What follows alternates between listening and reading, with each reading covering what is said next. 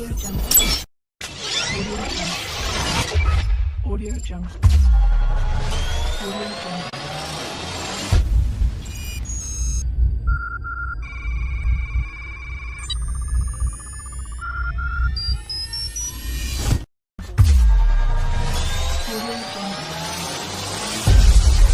Audio Jungle.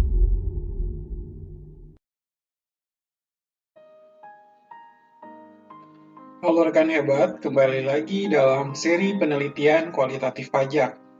Hari ini masih melanjutkan buku Reformasi Pajak dari Direktorat Jenderal Pajak. Jadi di sini rekan-rekan tinggal pasang saja earplug-nya beraktivitas sambil mendengarkan materi tentang pajak, khususnya tentang tax amnesty.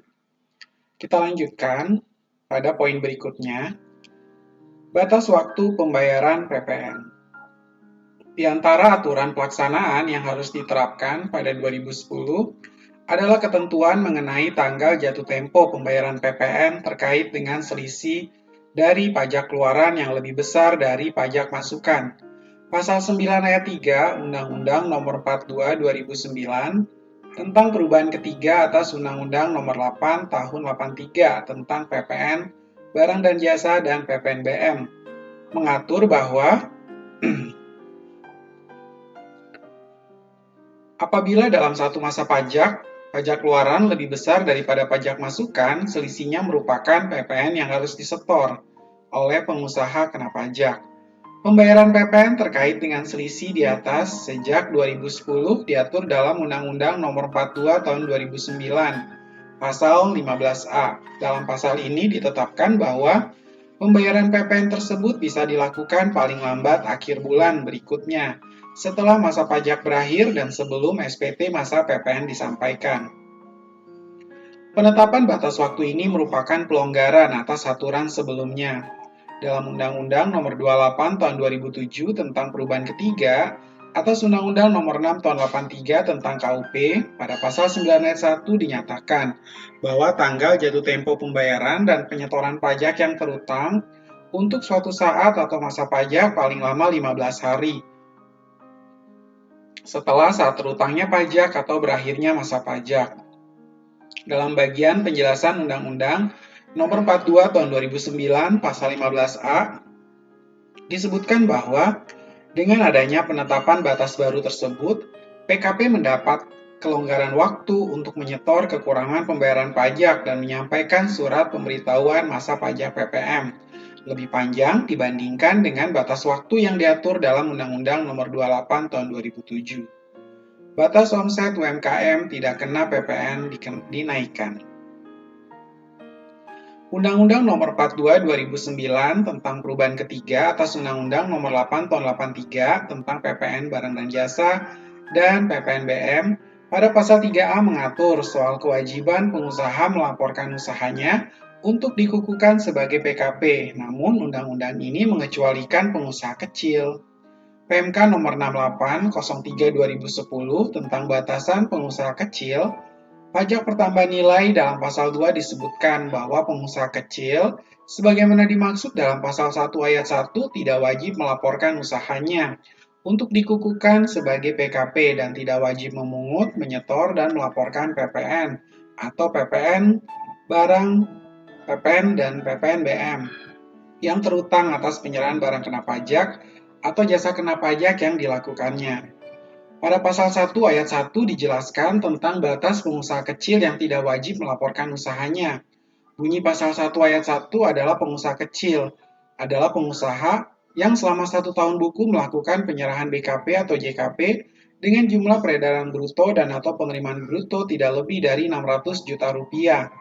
Batasan tersebut lebih tinggi dibandingkan pengaturan sebelumnya melalui KMK Nomor 552/04/2000 tentang batasan pengusaha kecil PPN.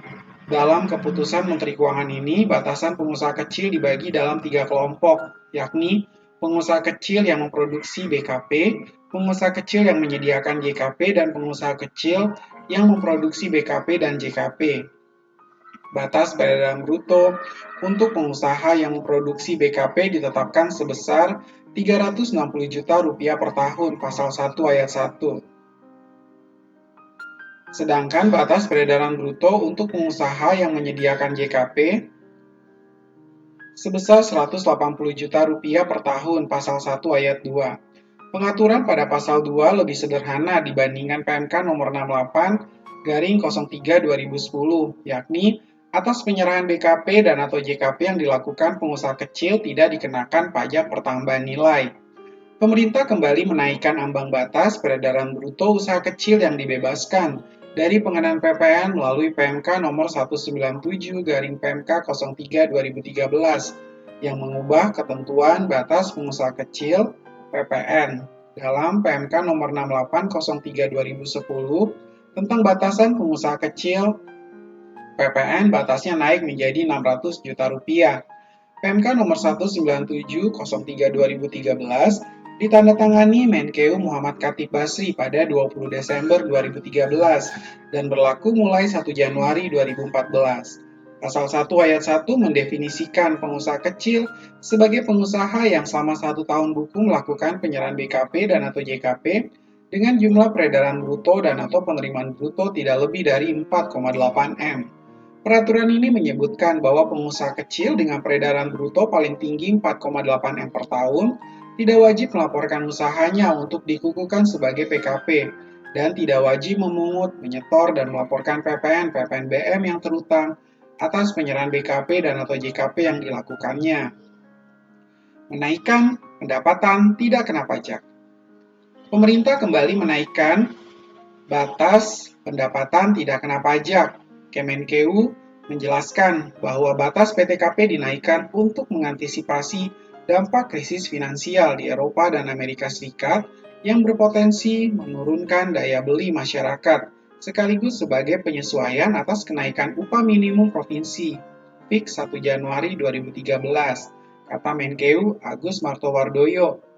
Seusai rapat dengan Komisi Keuangan dan Perbankan DPR di Jakarta Senin malam 15 Oktober 2012. Tabel 4 pendapatan tidak kena pajak berdasarkan PTKP lajang, PTKP kawin ya, yang bisa dilihat pada tabel tersebut. Kenaikan PTKP itu ditetapkan melalui Peraturan Menteri Keuangan Nomor 162/2011 tentang penyesuaian besarnya penghasilan tidak kena pajak. Disebutkan dalam peraturan ini bahwa kenaikan PTKP dilakukan setelah menimbang perkembangan ekonomi dan moneter serta kenaikan harga kebutuhan pokok. Kementerian Keuangan juga sudah berkonsultasi dengan DPR pada 30 Mei 2012 dan 15 Oktober 2012. Kenaikan PTKP tersebut bisa dilihat pada tabel di atas. Batas pendapatan tidak kena pajak orang pribadi naik menjadi Rp24,3 juta. Sebelumnya dalam Undang-Undang Nomor 36 Tahun 2008 tentang perubahan keempat atas Undang-Undang Nomor 7 Tahun 83 tentang PPh, batas PTKP orang pribadi TK0 sebesar Rp15,84 juta per tahun. Ketentuan ini mulai berlaku pada 1 Januari 2009 dan diubah 4 tahun kemudian. Kepala Badan Kebijakan Fiskal Bambang Brojonegoro, seperti dikutip Tempo.co, mengatakan bahwa penerapan PTKP hanya akan berdampak pada penerimaan negara selama 1 tahun. Ada net potential loss penerimaan negara sebesar Rp13,3 triliun, tapi ada peningkatan volume konsumsi rumah tangga sebesar 0,0823% dan potensial lapangan kerja baru sebesar 0,0031%, katanya. Meski penerimaan negara turun, diharapkan kenaikan PTKP bisa memberikan perlindungan dan keringanan kepada penduduk berpenghasilan rendah, serta meningkatkan daya beli masyarakat yang berujung pada pertumbuhan ekonomi. Dengan demikian, penerimaan PPh orang pribadi akan turun, namun kenaikan PTKP berpotensi meningkatkan penerimaan pajak dari PPN, pajak impor, dan PPh badan sebagai akibat pertumbuhan ekonomi yang lebih baik. Pemerintah kembali menaikkan pendapatan tidak kena pajak pada 2015. Menkeu Bambang Brojonegoro menerbitkan PMK nomor 122/010/2015 tentang penyesuaian besarnya PTKP pada 29 Juni 2015. Batas pendapatan tidak kena pajak dinaikkan dari semula Rp2.225.000 per bulan menjadi Rp3 juta per bulan atau dari Rp24,3 juta setahun menjadi 36 juta. Dalam rangka konsultasi dengan Komisi 9 DPR pada 25 Juni 2015, Menkeu Bambang Brojonegoro menjelaskan, ada 3 alasan menaikkan PTKP, yakni terjadinya perlambatan ekonomi, perlunya meningkatkan daya beli masyarakat, dan penyesuaian dengan kenaikan upah minimum provinsi 2015. Apa yang disampaikan Pak Menteri Keuangan jelas dan dapat diterima Komisi 11, kata Fadel Muhammad, Ketua Komisi 11 seperti dikutip Antara. Di bawah ini adalah tabel 5 pendapatan tidak kena pajak berdasarkan status dari wajib pajak TK0, TK1, TK2, TK3, dan seterusnya dalam tahun. PPh final untuk UMKM. Untuk pertama kalinya, pemerintah menerapkan pajak penghasilan final untuk usaha mikro, kecil, dan menengah atau UMKM melalui PP nomor 46 tahun 2013 tentang PPh atas penghasilan dari usaha yang diterima atau diperoleh WP yang memiliki peredaran bruto tertentu. Aturan ini ditandatangani Presiden SBY pada 12 Juni 2013 dan berlaku mulai 1 Juli 2013. Peraturan pemerintah ini merupakan aturan pelaksanaan dari ketentuan Pasal 4 Ayat 2 huruf E dan Pasal 17 Ayat 7 Undang-Undang Nomor 36 Tahun 2008 tentang perubahan keempat atas Undang-Undang Nomor 7 Tahun 83 tentang PPh. Kedua pasal ini mengatur soal penetapan jenis-jenis penghasilan yang dikenakan pajak final dan besaran tarif pajak final tersebut. Ada 2 hal yang diatur dalam PP nomor 46 2013. Pertama, dalam pasal 2 ayat 2 diatur bahwa batas maksimum peredaran bruto UMKM yang berhak mendapatkan pajak final adalah sebesar 4,8 M rupiah per tahun. Kedua, pada pasal 3 ayat 1 diatur bahwa besaran tarif pajak final sebesar 1% atas peredaran bruto selama 1 tahun pajak. Pajak penghasilan yang bersifat final dalam pasal 2 ayat 3 tidak diberlakukan untuk WP pribadi yang melakukan kegiatan usaha perdagangan atau jasa yang menggunakan sarana-prasarana yang dapat dibongkar pasang, baik menetap maupun tidak menetap, dan menggunakan tempat umum yang tidak diperuntukkan sebagai tempat usaha. Di antara lain, pedagang makanan keliling, pedagang asongan, atau warung tenda di trotoar. Sebelum PP nomor 43 tahun 2013 berlaku, UMKM diperlakukan sama dengan usaha lainnya untuk WP Badan. Tarif pajak UMKM mengikuti peraturan dalam Undang-Undang Nomor 36 Tahun 2008, Pasal 17 Ayat 2A dan Pasal 31E Ayat 1. Dalam Pasal 17 Ayat 2A, ditetapkan tarif PPh Badan sejak 2010 sebesar 25%. Dan pada Pasal 31E Ayat 1 ditetapkan tarif pajak untuk WP dalam negeri dengan peredaran bruto paling tinggi 4,8 M rupiah per tahun mendapatkan pengurangan 50%. Dengan demikian, WP Badan Usaha Dalam Negeri dengan omset paling tinggi 4,8 M rupiah per tahun adalah 12,5%. Cara penghitungannya sama dengan WP lainnya, yakni jumlah omset selama 1 tahun pajak dikurangi pendapatan tidak kena pajak dikalikan tarif pajak 12,5%. Tarif ini jauh lebih tinggi dibandingkan dengan tarif PPh bersifat final sebesar 1%. Dalam beberapa dekade terakhir, UMKM berkembang sangat pesat dan bahkan mendominasi perekonomian Indonesia. Berdasarkan laporan ASEAN Investment Report 2022, Pandemic Recovery and Investment Facilitation, jumlah UMKM di Indonesia pada 2021 mencapai 65,47 juta unit, terbanyak di ASEAN. Jumlah tersebut setara dengan 98,8% dari total jumlah usaha di Indonesia. Dalam laporan yang diterbitkan pada Oktober 2022 ini juga disebutkan kontribusi UMKM dalam penyerapan tenaga kerja, sehingga proporsinya terhadap total pekerja di Indonesia mencapai 99,9%. Kontribusi UMKM terhadap produk domestik bruto mencapai 60,3% dan proporsi ekspor UMKM terhadap total ekspor Indonesia pada 2021 sebesar 14,4%. Persentase Direktorat Jenderal Pajak berjudul Tarif Khusus Pajak Penghasilan bagi UMKM menunjukkan adanya peningkatan penerimaan PPh dari UMKM yang cukup signifikan pada 2014. Penerimaan PPh badan UMKM naik dari 280 miliar rupiah pada 2013 menjadi 1,3 triliun pada 2014 atau naik 364,3%. Sedangkan PPh orang pribadi naik dari 160 miliar rupiah menjadi 970 miliar rupiah atau naik 506,3%. Jumlah pembayar PPh UMKM juga meningkat luar biasa sejak diterapkan PP nomor 46 2013.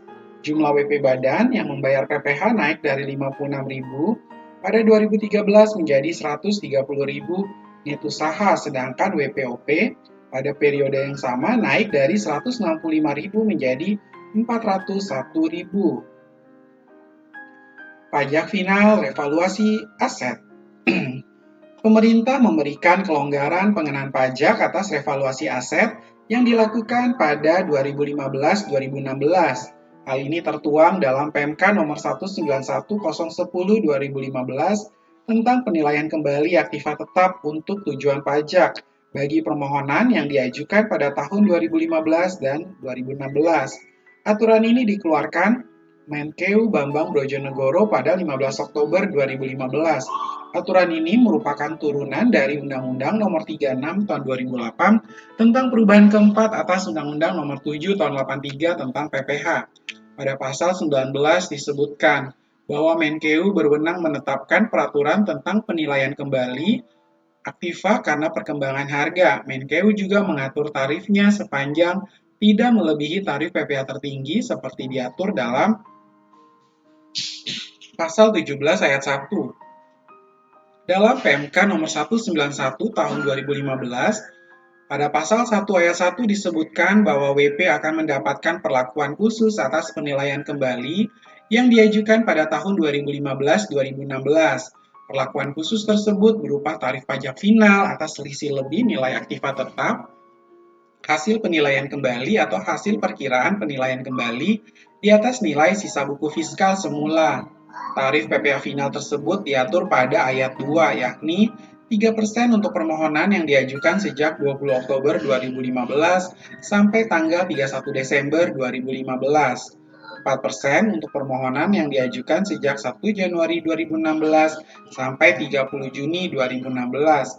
6% untuk permohonan yang diajukan sejak 1 Juli 2016 sampai tanggal 31 Desember 2016. Persyaratannya adalah nilai aktiva tetap hasil penilaian kembali tersebut merupakan nilai aktiva tetap yang ditetapkan oleh kantor jasa penilai publik atau ahli penilai yang memperoleh izin dari pemerintah. Nilai aktiva tetap hasil perkiraan oleh WP harus juga dilakukan penilaian kembali dan ditetapkan oleh kantor jasa penilai publik atau ahli penilai yang memperoleh izin pemerintah. Penetapan tersebut paling lambat tanggal 31 Desember 2016 untuk permohonan yang diajukan pada 20 Oktober 2015 sampai 31 Desember 2015. Tanggal 30 Juni 2017 untuk permohonan yang diajukan pada 1 Januari 30 Juni 2016 dan tanggal 31 Desember 2017 untuk permohonan yang diajukan sejak 1 Juli sampai 31 Desember 2016. Perlakuan khusus tarif PPh final ini hanya berlaku untuk pengajuan permohonan revaluasi aset sejak PMK nomor 191 tahun 2015 diundangkan, yakni pada 20 Oktober 2015 hingga akhir Desember 2016. Setelah itu, tarif PPh final untuk selisih atas penilaian kembali aktiva tetap diberlakukan sebesar 10% jika pelunasannya dilakukan di tahun 2017. PMK nomor 191 tahun 2015 ini menggantikan aturan sebelumnya, yakni PMK 79/03/2008 tentang penilaian kembali aktiva tetap perusahaan untuk tujuan pajak. Beleit ini ditandatangani Menkeu Sri Mulyani Indrawati pada 23 Mei 2008. Peraturan ini memberi arahan kepada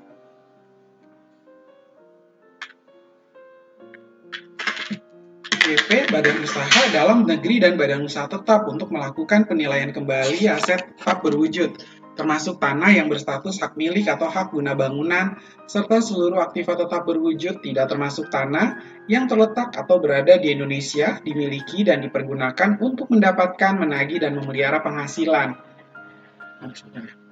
yang merupakan objek pajak. Penilaian kembali aktiva tetap perusahaan harus dilakukan berdasarkan nilai pasar atau nilai wajar tetap aktiva tetap tersebut yang berlaku pada saat penilaian kembali aktiva tetap yang ditetapkan oleh perusahaan jasa penilai atau ahli penilai yang memperoleh izin dari pemerintah atas selisih lebih penilaian kembali aktiva tetap perusahaan di atas nilai sisa buku fiskal semula dikenakan PPh yang bersifat final sebesar 10%. Pengembalian atau retur barang dan jasa kena pajak.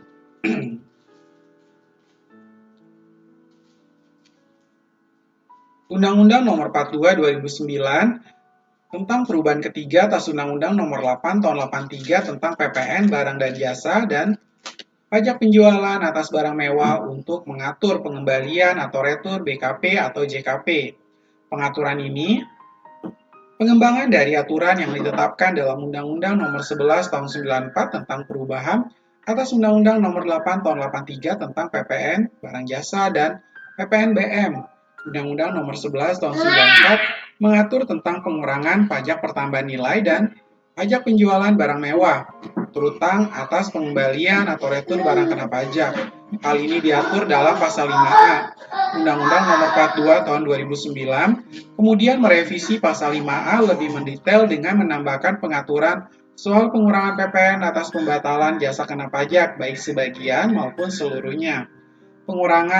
Peraturan pengurangan PPN/PPNBM terutang atas BKP tertuang pada pasal 5A ayat 1 Undang-Undang 42 tahun 2009 dan pengurangan PPN atas JKP ditetapkan pada pasal 5A ayat 2. Sementara itu, pasal 5A ayat 3 menetapkan bahwa pengurangan PPN/PPNBM atas pengembalian BKP serta pengurangan PPN atas pembatalan JKP diatur dengan peraturan Menteri Keuangan. Menkeu Sri Mulyani kemudian menandatangani PMK Nomor 6503 2010 tentang tata cara pengurangan PPN atau PPN dan PPNBM atas BKP yang dikembalikan dan pajak pertambahan nilai atas JKP yang dibatalkan. Belait ini diteken pada 18 Maret 2010. Pengembalian BKP bisa terjadi karena barang tidak sesuai saat kesepakatan transaksi. Terjadi kerusakan atau kecacatan pada barang, pembatalan dilakukan dengan alasan khusus yang sudah didiskusikan atau terdapat kesalahan informasi barang yang perlu dikoreksi, namun pengurangan PPN atau PPNBM tidak bisa dilakukan jika penjual mengganti barang yang dikembalikan dengan barang yang sama, baik jenis dan jumlah maupun harga. Pengalihan, pemungutan PBB dan BPHTB ke daerah.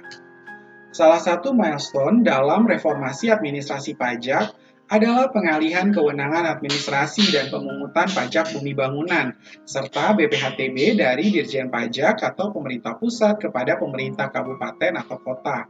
Sebuah proses persiapan dan pengalihan yang memakan waktu yang cukup panjang, dari awal 2011 sampai 2013. Maklumlah, pengalihan ini bukan sekedar pemindahan kewenangan atau administrasi, tapi juga menyangkut pengalihan data objek pajak dan subjek pajak yang jumlahnya mencapai jutaan, data tunggakan, pelatihan aparat pemerintah di kabupaten atau kota, pembentukan struktur organisasi dan tata kerja, hingga proses politik di tingkat kabupaten atau kota sebagai pajak daerah.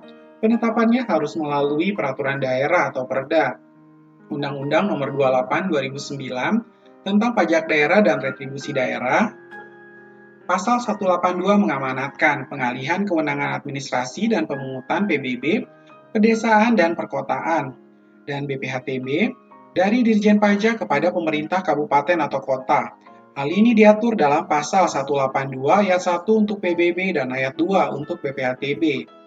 Pada ayat 1 disebutkan bahwa PMK bersama Menteri Dalam Negeri mengatur tahapan persiapan pengalihan pajak bumi bangunan pedesaan